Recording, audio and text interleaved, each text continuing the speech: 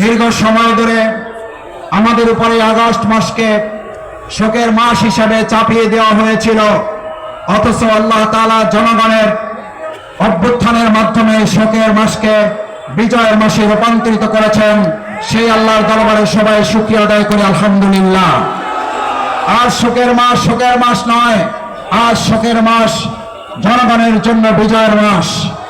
আজ শোকের মাস নয়, আজ শোকের মাস বাংলাদেশের মানুষের আনন্দ করার মাস। আজ শোকের মাস নয়, আজ শোকের মাস জনগণের অধিকার আদায়ের আন্দোলন প্রতিষ্ঠিত করার মাস। এই পল্টনে আপনারা সেদিন গুলি এবং বোমার সামনে দাঁড়িয়েছিলেন, আজ আমরা দাঁড়িয়ে চাই।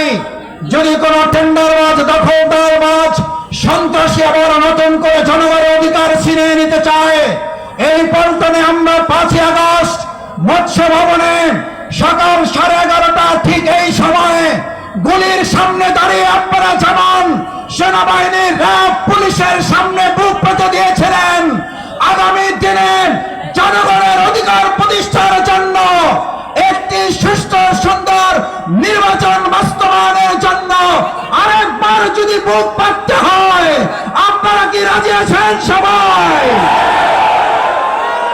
রাজি আছেন?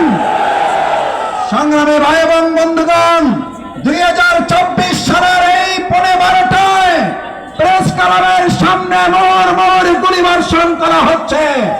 2024 সালের আজকের এই 12:30টায় চানখাল পরে আমাদের ভাইকে গুলি করে রাস্তায় ফেলে রাখা হয়েছে। দেলার ভাই, কামাল ভাই, মান্নান ভাইদের নেতৃত্বে মিছিলের সামনে গুলি করে। আজ যারা বলেন বাংলাদেশ জামাত ইসলামী ছাত্র শিবিরকে আবার আপনারা পার্শ্ববর্তী দেশ থেকে পালিয়ে গিয়ে আবার বাংলাদেশে এসে জামাত শিবিরকে দেখে নেবেন।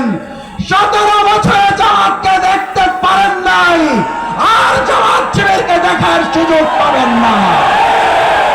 আসুন, বাংলাদেশ জামাত ইসলামী 2024-এর 5ই আগস্ট ফ্যাসিস্ট মুক্ত করে একটা বিজয় নিয়ে এসেছে।